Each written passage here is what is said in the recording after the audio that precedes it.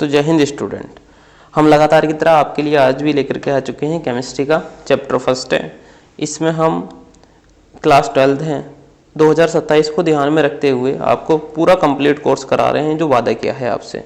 अब हम ज़्यादा बात ना करते हुए आप लोगों से इतना ही अनुरोध करेंगे कि आप स्टडी विथ सोहिल सेंटर से जाकर के जुड़ें और अपनी तैयारी को बढ़िया से करते रहें। यहाँ पर आपको मिलने वाला है फ्री ऑफ कॉस्ट नोट्स जो टेलीग्राम पर मिलेंगे और आपकी तैयारी के लिए बढ़िया और बेहतरीन platform study with Sohil centre है। यहाँ पर आप लोग ज़्यादा से ज़्यादा जुड़ जाएं और अपनी तैयारी को अच्छे से करते रहें। आपकी जो चैप्टर फर्स्ट है इसको हम कराने जा रहे हैं और यहीं पर इसी नाम से टेलीग्राम चैनल भी है, उससे आप लोग जुड़ेंगे, आपको नोट्स मिलेंगे वहाँ पर कुछ को की पॉइंट के अनुसार पर जो कराएं, मतलब जैसे कि नोट्स वगैरह हैं वो नोट्स आपको टेलीग्राम पे ही दिए जाएंगे। तो आप लोग ज़्यादा से ज़्यादा जुड़ें और बढ़िया से अपनी तैयारी को करते रहें। यहाँ हम आपको अब ज़्यादा बात ना करते हुए कराते हैं ठोस अवस्था। ठीक है, अब ठोस अवस्था क्या होती है? ठोस अवस्था क्या है? पदार्थों में बहुत सारे गुण होते हैं। ठीक है, उनमें से एक क्या है? ठोस का है। ठीक है, तो हम कह सकते हैं सबसे पहले पदार्थ आया तो पदार्थ लिख लेते हैं। ठीक है, तो सबसे पहले क्या आया? पदार्थ आया हमारे पास में, तो हम पदार्थ लिख लेते हैं। पदार्थ क्या है?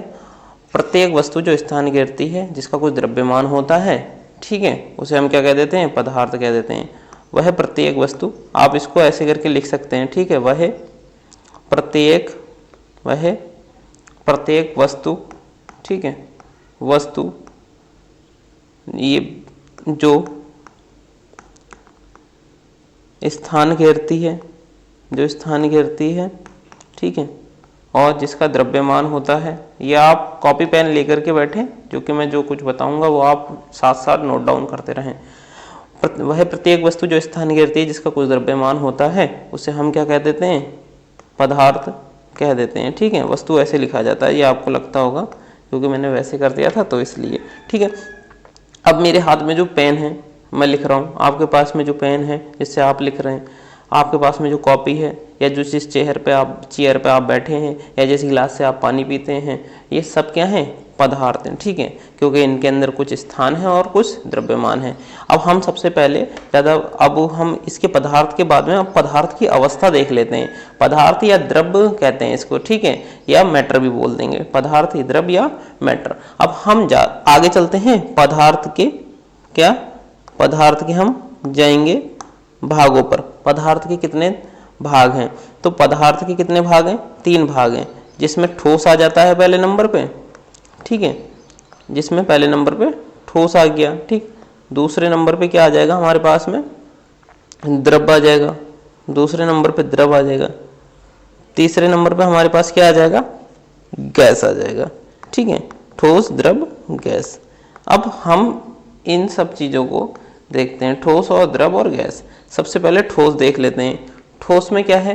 देखिए, द्रव की वह अवस्था, ठीक है, जो द्रव मतलब पदार्थ है, हमने द्रव्य देखा था, द्रव्य। पदार्थ को क्या बोलते हैं? द्रव्य। यहाँ पर लिख लो द्रव्य, ठीक है, पदार्थ। ये इसको यहाँ से हटा देते हैं, यहाँ ठीक नहीं लग रहा। मैंने आपको बता दिया है कि पदार्थ को क्या बोलेंगे? द्रव्य बोलेंगे। ठीक है, तो पदार्थ क्या हो जाएगा? द्रव्य हो जाएगा। ठीक है, तो हम लिख सकते हैं पदार्थ या द्रव्य की वह अवस्था जिसका कुछ आकार, आयतन, ठीक है। अब यहाँ हम लिखते हैं इसको पदार्थ की वह अवस्था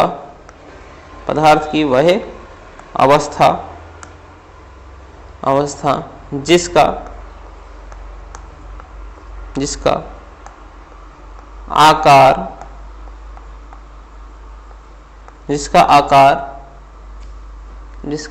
आकार व आयतन वह अवस्था है। ठीक है, पदार्थ की वह अवस्था जिसका आकार द्रव्यमान हो। ठीक है, ये आकार आयतन निश्चित हो, इतना कह सकते हैं हम। पदार्थ की वह अवस्था जिसका आकार व आयतन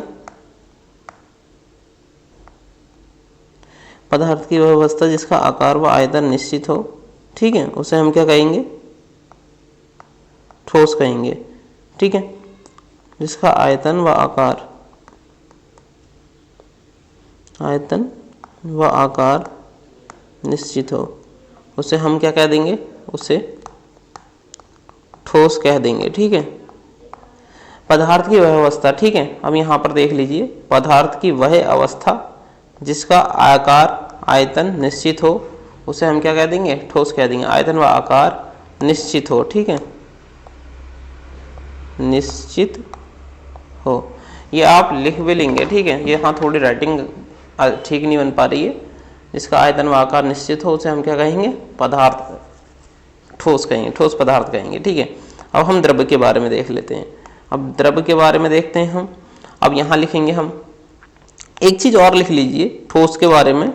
ठीक है, ठोस के बारे में एक चीज और लिख लीजिए। देखिए, ये हमारे पास पदार्थ है, पदार्थ को हमने 3 भागों में बांट दिया, ठोस, द्रव और गैस। ठीक है, अब यहाँ पर क्या है, ठोसों में क्या होगा हमारे पास में, ठोसों में जो अंतरा आणविक आकर्षण बल होगा वो बहुत ज्यादा प्रबल होगा। ठीक है, ठोसों में अंतरा आणविक आकर्षण बल क्या होगा, बहुत अधिक प्रबल होगा। ठीक है, तो हम ये भी चीज लिख लेते हैं, या आप लोग लिख लीजिए। देखिए, पदार्थ की वह अवस्था है जिसका आकार व आयतन निश्चित होगा, वो क्या होगी, ठोस कहलाएगा। वो क्या कहलाएगा, ठोस। इसके अंदर अंतरा आणविक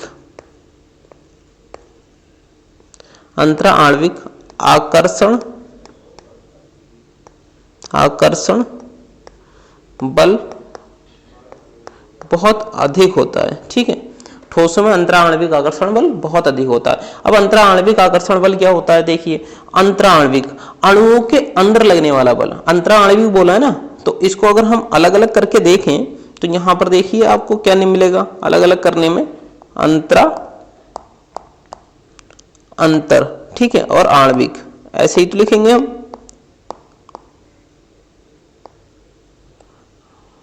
अंतरा आणविक, ठीक है, अंतरा आणविक। ये पेन भी बहुत दिक्कत कर रहा है यार। अब आएगा वर्किंग में अंतरा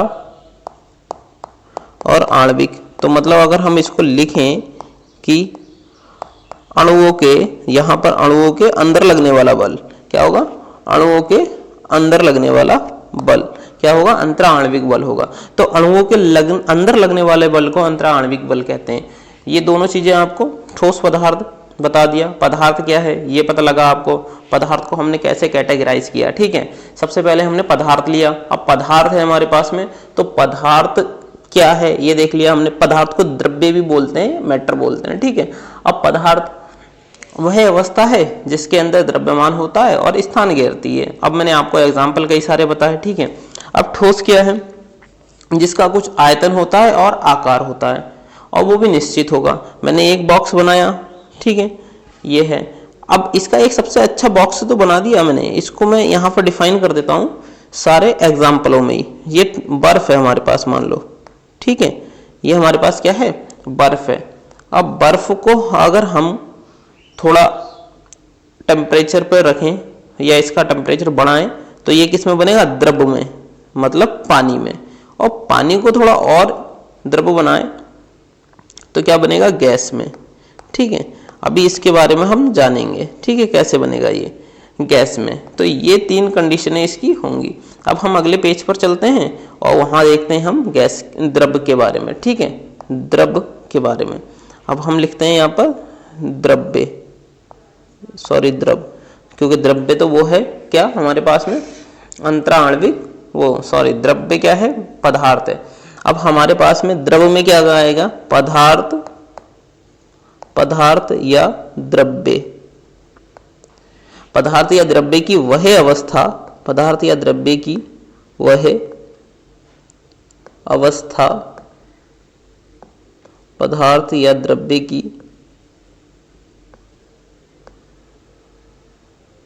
वह अवस्था क्या है, जिसका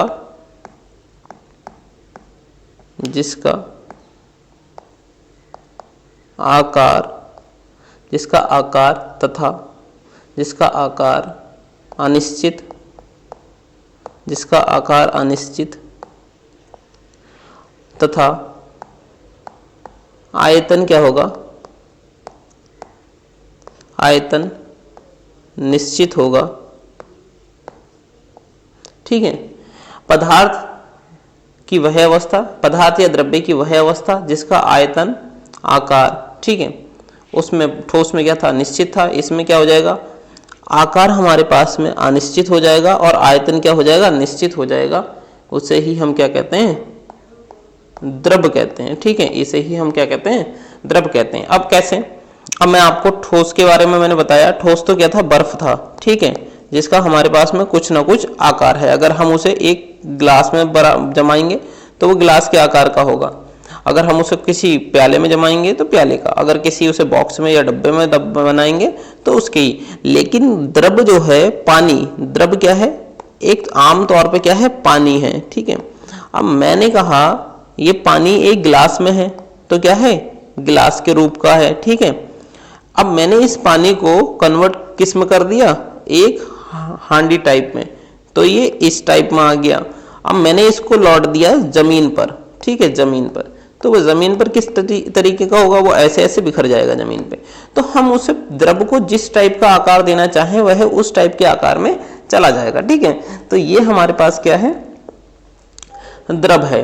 द्रव क्या है, इसका आकार तो हमारे पास, आयतन जो है, आयतन तो निश्चित होगा, इसमें क्या है, आयतन तो निश्चित होगा, लेकिन आकार क्या है, आकार अनिश्चित होगा। आकार अनिश्चित क्यों होगा, क्योंकि हम उसे जिस टाइप में, जिस बर्तन में डालेंगे वो वैसे बर्तन का आकार ले लेगा। अब यहाँ पर एक ध्यान देने वाली बात है कि इनमें जो अंतराण्विक आकर्षण बल होता है, अणुओं के बीच लगने वाला बल होता है, वो थोड़ा दूर दूर होता है। इसमें क्या होगा, दूर दूर होगा। अब जैसे कि अब मैंने यहाँ देखा बर्फ वाला है, तो बर्फ वाले में अणु बहुत पास पास है, पानी में थोड़ा दूर हो गए। अब हम नेक्स्ट पे चलते हैं। नेक्स्ट है हमारे पास में, नेक्स्ट है हमारे पास गैस। ठीक है, नेक्स्ट है हमारे पास गैस। अब इस गैस में तो हमारे पास क्या होगा, पदार्थ की वह अवस्था, ठीक है, पदार्थ की वह अवस्था, पदार्थ की वह अवस्था जिसका आयतन व आकार, आयतन व आकार दोनों अनिश्चित होता है, दोनों ही अनिश्चित होगा। ठीक है, दोनों अनिश्चित होता है और इनमें अंतराण्विक आकर्षण बल सबसे ज्यादा कम होता है, सबसे ज्यादा न्यूनतम अंतराण्विक बल होता है। अब कैसे, अब मैंने मानो यहां पर हमने 0 डिग्री सेल्सियस पर क्या बनेगा, बर्फ बनता है। ठीक है, उसके बाद अगर 100 डिग्री सेल्सियस पर हम गर्म करें तो वो क्या बनेगा, भाप बनेगा। ठीक है, तो वो क्या बन जाएगा, भाप बन जाएगा। और भाप को क्या बोलते हैं हम, भाप को क्या बोलते हैं, गैस बोलते हैं। ठीक है, अब यहां पर हमने क्या किया कि इनमें अंतराण्विक आकर्षण बल सबसे ज्यादा कम होता है। ठीक है, अब जैसे कि एग्जाम्पल के तौर पे हमने ये देखा होगा कि हम कभी क्लास में या फिर कहीं पर भी जाते हैं परफ्यूम या इत्र वगैरह लगा करके, तो हमारे जो जिस कमरे में या जिस भी जगह हम बैठे होते हैं, हम मान लो यहाँ बैठे हैं, तो हमारी जो वो सुगंध होती है परफ्यूम की, जो भी स्मेल होती है, वो यहाँ वाले व्यक्ति, अंतिम पंक्ति में बैठे व्यक्ति तक लग जाती है। ऐसा क्यों हो रहा है, क्योंकि इनमें अंतराण्विक आकर्षण बल सबसे ज्यादा क्या है, कम है। क्योंकि ठीक है, इनमें अंतराण्विक आकर्षण बल बहुत ज्यादा कम है। और ये वाले जो अणु हैं, ये जो हैं अणु, ये जो मैंने बनाए, ये ऐसे अणु क्या करते हैं, इस गति से इसके पास जाते हैं और पूरे कमरे में ऐसे टाइप में फैल जाते हैं। ठीक है, तो ये क्या है, एक स्थान से दूसरे स्थान पर परिवर्तित होते हैं। अब ठोस में हमने देखा कि ठोस क्या है, जब पदार्थ की वह अवस्था है। ठीक है, अब हमने देखा, द्रव से ही ले लेते हैं, पदार्थ क्या है। ठीक है, पदार्थ क्या है, पदार्थ प्रत्येक वस्तु का स्थान और आयतन घेरती है। प्रत्येक वस्तु क्या करती है, स्थान और आयतन घेरती है, उसे हम पदार्थ कहते हैं। फिर पदार्थ को 3 भागों में बांट दिया, ठोस, द्रव, गैस।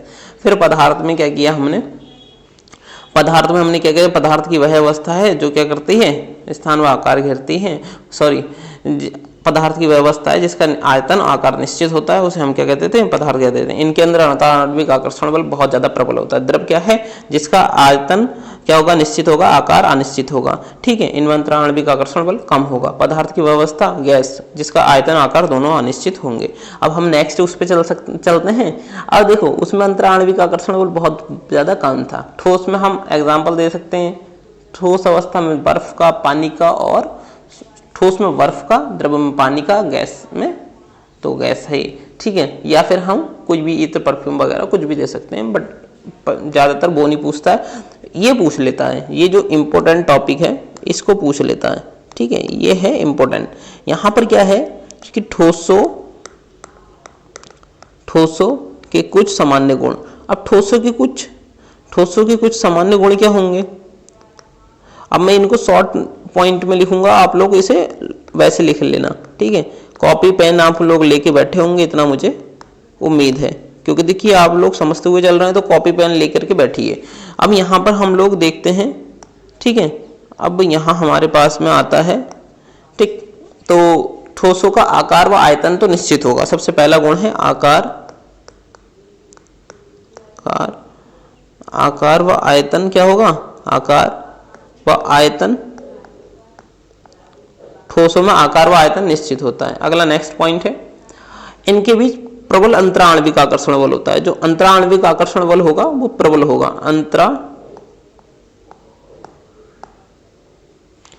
प्रबल अंतराणविक आकर्षण बल होगा। ठीक है, जो अंतराणविक आकर्षण बल होगा वो कैसा होगा,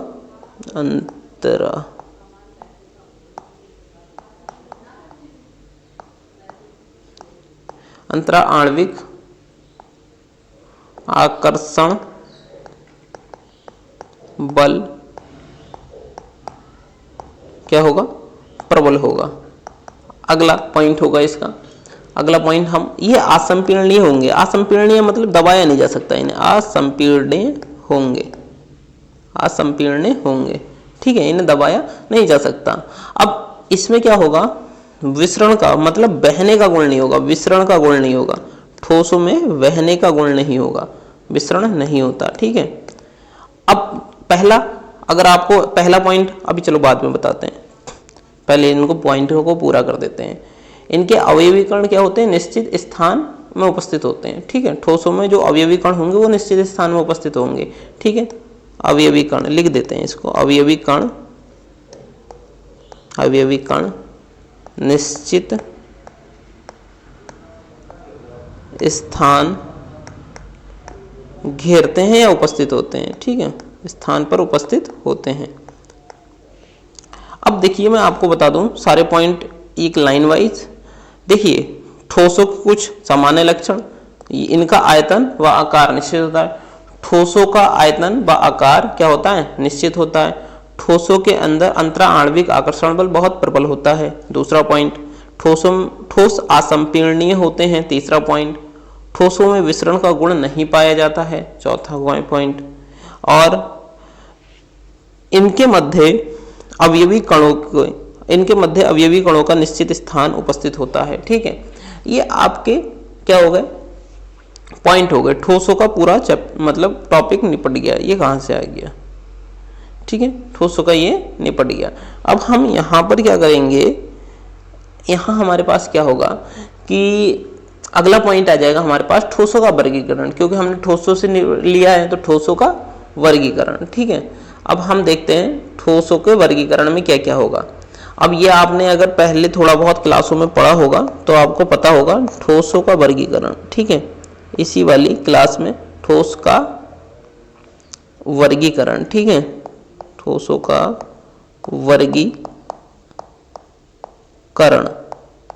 ठोसों के वर्गीकरण में हम देखेंगे कि सबसे पहले इसकी अगर हम परिभाषा देखें, घटक कणों की या फिर पदार्थ की वह अवस्था है या घटक कणों की वह अवस्था है, अरे काटो, घटक कणों की वह अवस्था है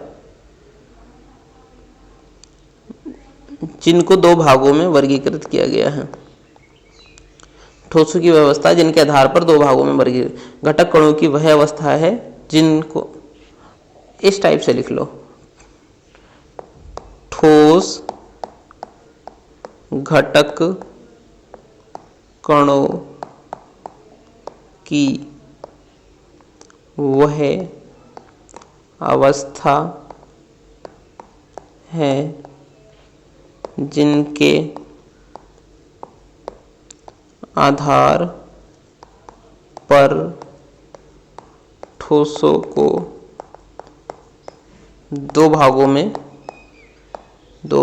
में वर्गीकृत किया गया है। ठीक है, वर्गीकृत किया गया है। इतना आ गया, किया गया है। अब हम यहाँ देखेंगे कितने भागों में और कैसे वर्गीकृत किया गया है। पहला पॉइंट देख लेते हैं, क्रस्टलीय। पहला पॉइंट है हमारे पास में क्रस्टलीय ठोस। दूसरा पॉइंट है अक्रस्टलीय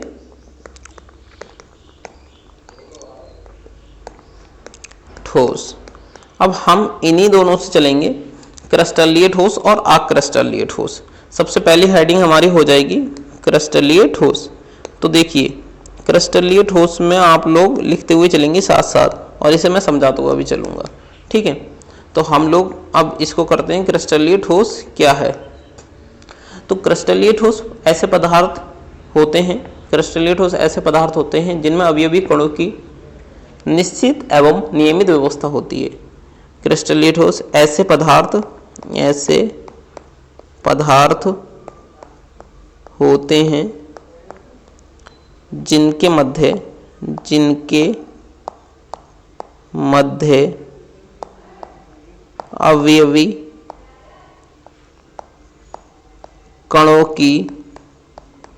अवयवी कणों की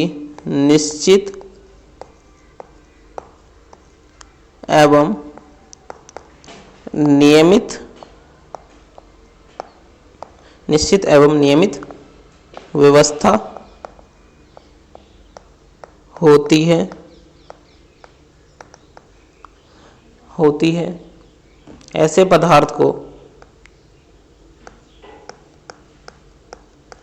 ऐसे पदार्थ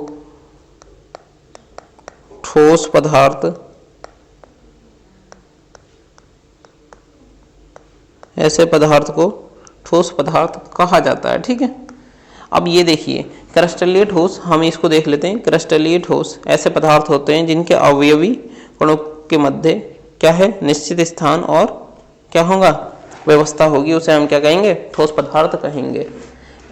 ठीक है, एक बार और रिपीट कर देता हूं परिभाषा को। ऐसे पदार्थ जिनके अवयवी कणों की निश्चित एवं नियमित व्यवस्था होती है। ऐसे पदार्थ होते हैं जिनके मध्य अवयवी कणों की निश्चित एवं नियमित व्यवस्था होती है, उन्हें हम क्या कह देते हैं, ठोस पदार्थ कह देते हैं। अब हम देखने जा रहे हैं अगला है हमारे पास में अक्रिस्टलीय ठोस। तो पहले क्रिस्टलीय ठोस का एक और पॉइंट है, उसको भी हम देख लें। अगर उपयोग देख लें या नहीं आते हैं, चलो लिख लेते हैं, आए या ना आए। उपयोग फिलहाल ज़्यादा नहीं आते बट लिख लेते हैं। जैसे हीरा क्रिस्टलीय ठोस का सबसे अच्छा उदाहरण है। ठीक है, हीरा क्रिस्टलीय ठोस का सबसे अच्छा उदाहरण है। हीरा क्रिस्टलीय ठोस का सबसे अच्छा उदाहरण है। ठीक है, क्योंकि इसका उपयोग आभूषण बनाने में किया जाता है। इसका उपयोग आभूषण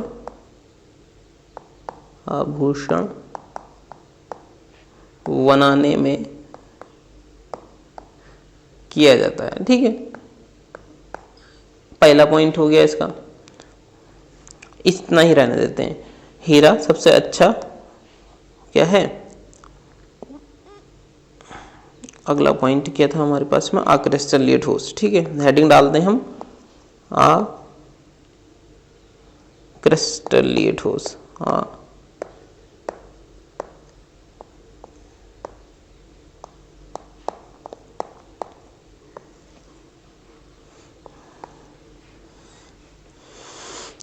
अक्रिस्टलीय ठोस, अब हम इसके बारे में देखते हैं। ठीक है, अक्रिस्टलीय ठोस ऐसे ठोस पदार्थ हैं, ठीक है, हम लिख लेते हैं, ऐसे ठोस पदार्थ हैं जिनके अवयवी कणों की निश्चित एवं नियमित व्यवस्था नहीं होती, अक्रिस्टलीय ठोस कहलाते हैं। मतलब उनका उल्टा, उनके अवयवी कणों की निश्चित और नियमित व्यवस्था थी, इनके अवयवी कणों की निश्चित और नियमित व्यवस्था नहीं होती। पदार्थ जिनके, ठीक है, अवयवी कणों की निश्चित नियमित व्यवस्था नहीं होती,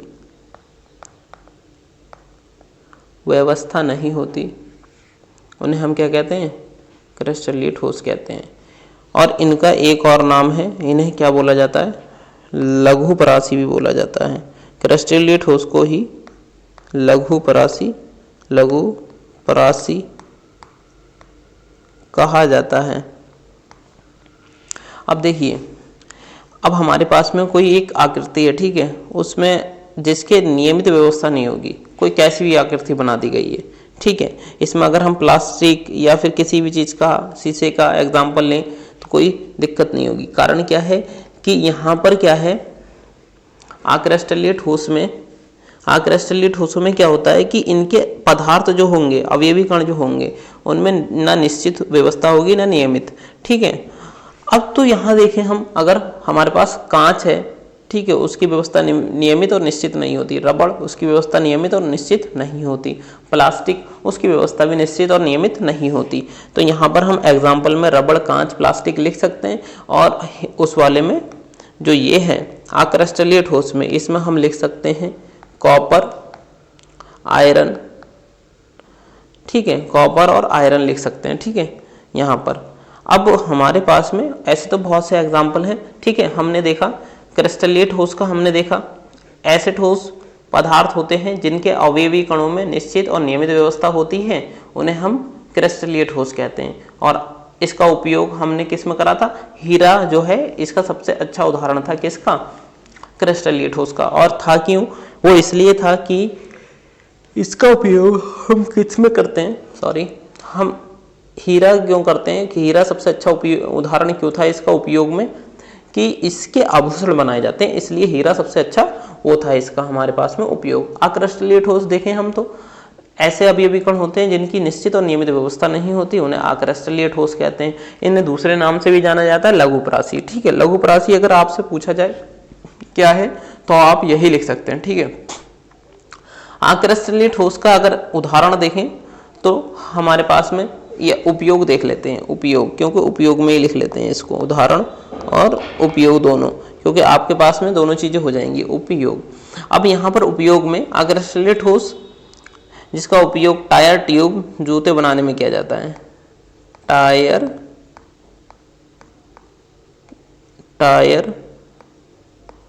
ट्यूब, जूते बनाने में किया जाता है, जिसका उपयोग टायर, ट्यूब, जूते बनाने में किया जाता है। अब अगर कांच की बात कर लें, कांच, ठीक है, लेकिन कांच के लिए अगर हम लिखें तो उपयोग लिख रहे हैं ना, कांच एक अक्रिस्टलीय ठोस तो है, लेकिन इसका उपयोग सजावटी सामान बनाने में, सजावटी सामान बनाने में किया जाता है।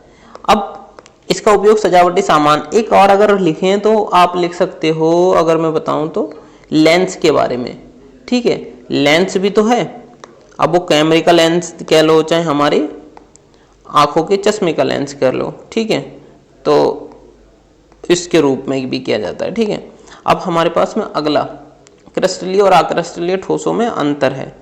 अब क्रिस्टलीय और अक्रिस्टलीय ठोसों में अंतर, ठीक है, तो हम ऐसे बना लेते हैं। ठीक है, आप अंतर डायरेक्ट डालिए, मैं यहाँ पर आकृति और वैसे करके लिखता हूँ। ठीक है, अब हम यहाँ पर देखें कि अवयवी कण, ठीक है, आकृति, ठीक है, पहला पॉइंट हो जाएगा हमारे पास में आकृति।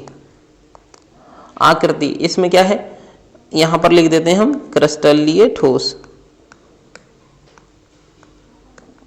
लिए ठोस, और ये कौन सा हो जाएगा, अक्रिस्टलीय ठोस। और ये क्या है, आधार कह सकते हैं। आधार मतलब क्या है हमारे पास में, आधार कह लो या प्रकृति कह लो, ठीक है, उनके आधार पर। पहला पॉइंट था यहाँ पर आकृति। आकृति क्या होगी क्रिस्टलीय ठोस में, अभी हमने देखा इनकी आकृति व आकार क्या होता है, निश्चित होता है, ठीक है, निश्चित और नियमित होगा। देखो यहां लिखोगे अगर आप तो लिखोगे क्या, क्रिस्टलीय ठोस वह हैं जिनकी निश्चित और नियमित आकृति होती है, ठीक है, या फिर इतना ही लिख देना, आकृति लिखोगे यहाँ पर और निश्चित और नियमित होती है, ठीक है, निश्चित और नियमित होती है। इनकी ज्यामिति अब इनकी अनिश्चित होती है, अक्रिस्टलीय ठोसों में आप लिख लेना अनिश्चित होती है, ठीक है। अभी हमने देखा रबड़ है, कांच है, ये सब क्या है, अक्रिस्टलीय ठोस के एग्जाम्पल थे। अब दूसरा पॉइंट है हमारे पास में, दूसरा पॉइंट है गलनांक और क्वथनांक।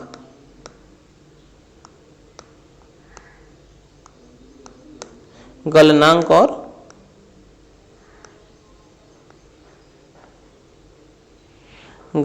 और क्वथनांक।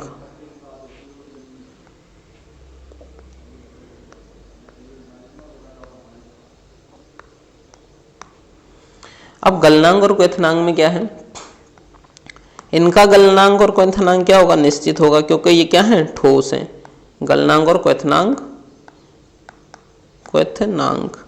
क्या होगा, निश्चित होगा। कारण ये है कि ये क्या है, ठोस है, ठीक है, ये क्या है, ठोस है, ठीक, क्योंकि इनको किसी टेम्परेचर पर ही या किसी भी उस पर गलाया या फिर भाप बनाया जा सकता है, ठीक है। क्वथनांक जैसे कि हमने अभी देखा था बर्फ के बारे में, 0 डिग्री सेल्सियस पर क्या बन रहा था, बर्फ बन रहा था, और इसे 100 डिग्री सेल्सियस पर हीट दी जा रही थी तो क्या बन रहा था, भाप बन रहा था, ठीक है। तो ये प्रक्रिया ये गलनांक की है और ये क्वथनांक की है, ठीक है। तो हम इसको मिटाते हैं और यहाँ पर हम अपना जो कर रहे थे वही करते हैं, ठीक है।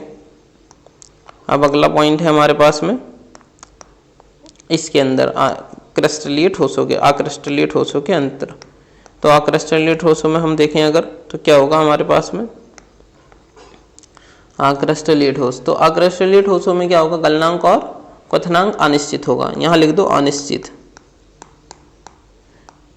गलनांक और क्वथनांक अनिश्चित होगा, ठीक है। मैं जो बोल रहा हूँ वो आपको लिखना है, मैंने अनिश्चित तो लिखा ही है, तो यहाँ पर आपको गलनांक और क्वथनांक अनिश्चित होता है, ये तो लिखना ही पड़ेगा, ठीक है। अब अगला पॉइंट है हमारा तीसरा। अब तीसरे पॉइंट में हम देखेंगे प्रकृति, या फिर तीसरे पॉइंट में देख लेते हैं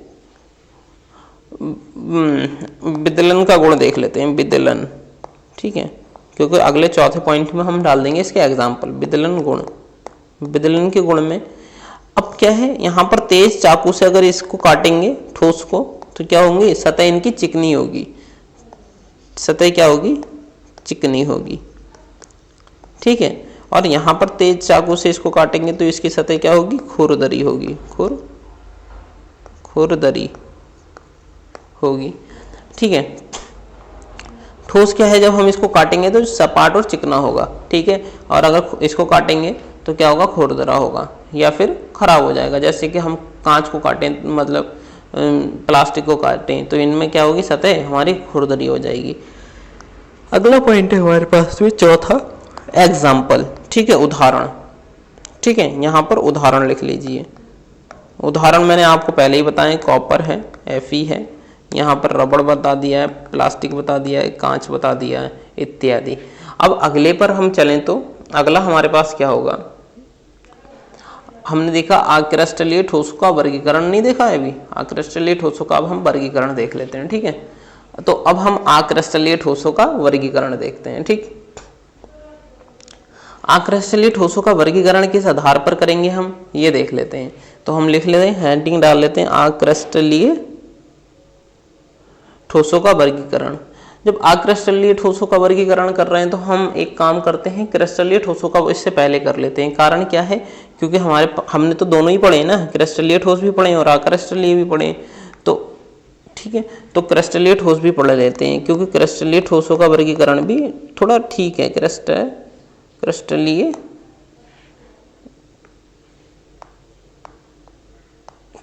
ठोसों का वर्गीकरण। तो हम यहाँ देखते हैं क्रिस्टलीय ठोस का वर्गीकरण।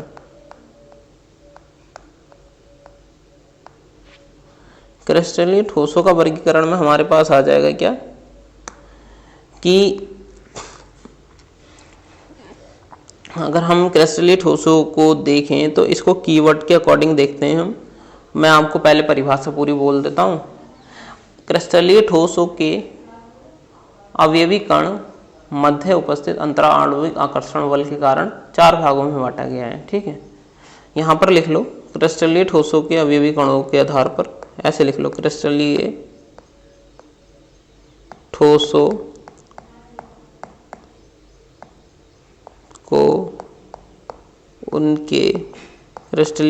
को उनके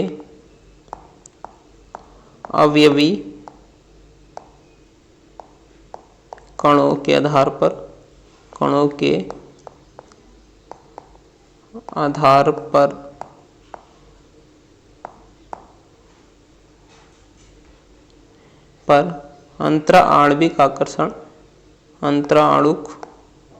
अंतराणविक आकर्षण या फिर आधार पर 4 भागों में, क्योंकि अंतराणविक तो अभी बता ही देंगे, 4 भागों में बांटा गया है।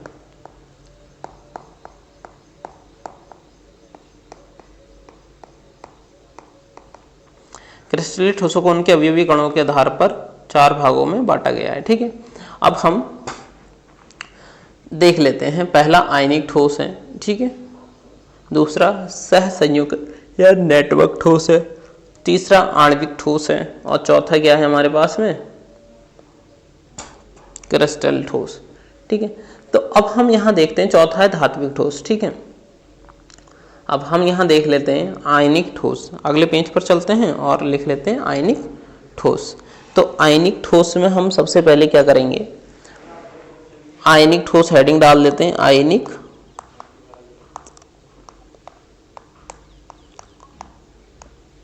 ठोस। अब इस आयनिक ठोस में हम परिभाषा लिख लेते हैं सबसे पहले, ऐसे ठोस जिनके अवयवी कण धन और ऋण आयन दोनों से मिलकर बने होते हैं आयनिक ठोस कहलाते हैं। ऐसे अवयवी कण क्या है, अवयवी कण, ऐसे अवयवी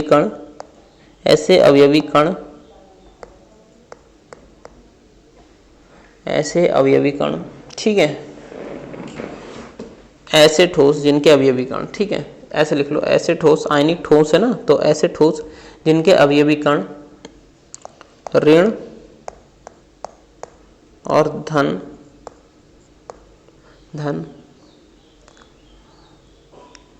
ऋण और धन, ऐसे अवयवी कण जिनके आयनिक ठोस ऋण और धन आयनों से मिलकर बने होते हैं, आयनिक ठोस कहलाते हैं, ठीक है। अब इनके अगर हम देखें, ठीक है, इनके गुण देखेंगे अभी हम, लिख लिया, अवयवी कण ऋण और धन आयन द्वारा बने रहते हैं, उसे हम क्या कहते हैं, ठोस कहते हैं, आयनिक ठोस। ठीक है, अब इसमें एक नोट पॉइंट लिखें अगर, तो मैं इसको बता ही देता हूं नोट पॉइंट को।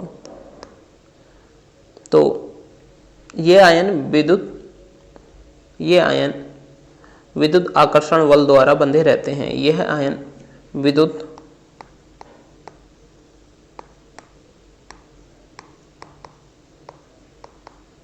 आकर्षण बल द्वारा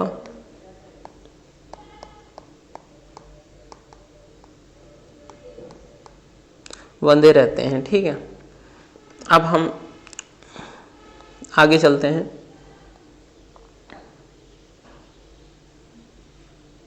इसमें हम देखते हैं, इसका पहला पॉइंट है गुण में, ठीक है, इसका गुण हेडिंग डालो और पहला पॉइंट लिख लो। गुण में पहला पॉइंट है, यह प्रबल बलों की उपस्थिति के कारण, लिखो, यह प्रबल बलों की उपस्थिति के कारण यह प्रबल बलों की उपस्थिति के कारण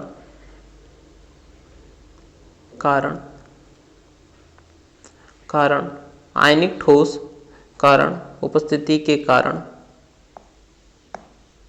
आयनिक ठोस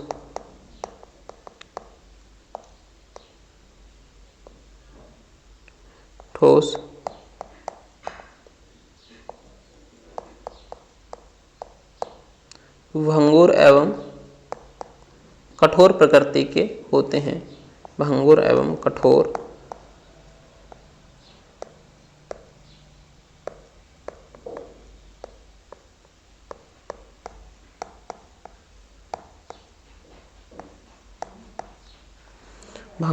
कठोर प्रकृति के होते हैं। ठीक है, तो अगला देखते हैं। इनके गलनांक और क्वथनांक भी उच्च होते हैं। इनके गलनांक व क्वथनांक उच्च होते हैं। ठीक है, अगला अगर हम देखें तो हम अगला आप देखते हैं या रहने देते हैं। अगला हम एक एग्जाम्पल लेते हैं। अगला एग्जाम्पल हम लेते हैं NaCl, KCl, KClO3 इत्यादि। अब हम यहाँ पर एक जालक बना लेते हैं, कष्टक बना लेते हैं। Na प्लस Cl माइनस हमने Na प्लस Cl माइनस किया, फिर Na, फिर Cl माइनस, इसके Na प्लस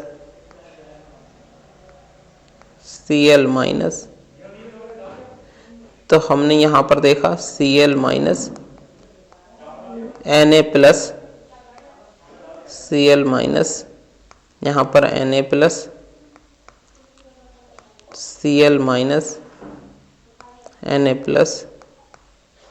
ठीक है, तो ये इस टाइप से, ये हमारे पास Na हो गया, तो ये Cl हो गया माइनस में। ठीक है, ये हमारे पास Na हो गया प्लस में, तो ये Cl हो गया माइनस में। ठीक है, तो ये पूरी संरचना बनी। इसके ऐसे भी करना है। ठीक है, ये हमारे पास संरचना होगी। ठीक है।